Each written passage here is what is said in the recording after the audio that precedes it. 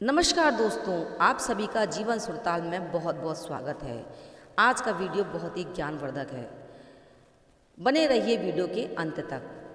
कुरुक्षेत्र के युद्ध में जब पांडवों की विजय हुई और धर्मराज युधिष्ठिर हस्तिनापुर के राजा बने तो पांचों पांडव, द्रौपदी, भगवान श्री कृष्ण कुरुक्षेत्र के मैदान में आए, जहाँ की पितामह बाणों की सैया पर लेटे हुए अपने अंतिम दिन गिन रही थी।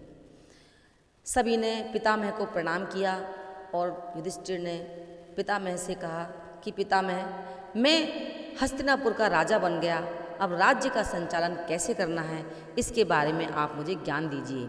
तब पितामह ने धर्मराज युधिष्ठिर को बहुत सारा ज्ञान भी दिया और अंत में एक धर्म का उपदेश दिया, जिसे सुनकर द्रौपदी जोरों से हंसने लगी और फिर चुप हो गई। तब सभी द्रौपदी की ओर देखने लगे। पितामह ने पूछा, क्या बात है बेटी, तुम क्यों हंस रही हो? मैंने ऐसा क्या कह दिया? तो द्रौपदी कहने लगी, नहीं पितामह, मैं तो बस यूं ही हंस रही थी। तब पितामह ने कहा, नहीं, तुम कोई साधारण महिला नहीं हो, तुम बहुत ही ऊंचे कुल की पुत्रवधू हो। बताओ क्या बात है, क्योंकि तुम नहीं बताओगी तो मेरे प्राण अटके रहेंगे, मैं अपने जीवन की लीला समाप्त नहीं कर पाऊंगा।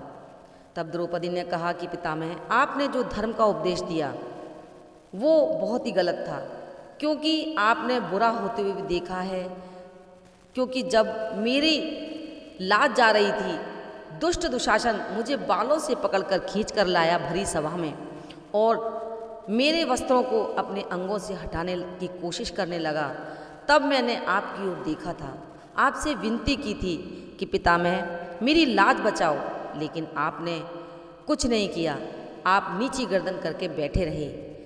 क्या आप इतने बड़े योद्धा होते हुए भी आपने एक बार भी दुशासन और दुर्योधन से कुछ नहीं कहा? क्या वो इतने बड़े योद्धा हैं कि आपकी बात नहीं मानते?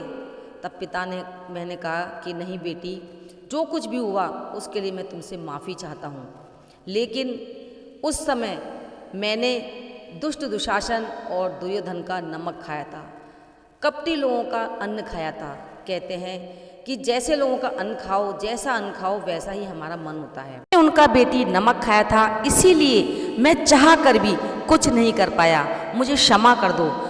इसीलिए मैंने बाणों की सैया तैयार करवाई अर्जुन से कि मेरे अंदर जो गंदा रक्त भरा हुआ है वो इन नुकीले बाणों से निकल जाए। अब बेटी, वो सारा जो गंदा रक्त था वो निकल गया है और मैं एकदम शुद्ध हो गया हूँ। ये सुनकर द्रौपदी भी पितामह से माफ़ी मांगने लगी।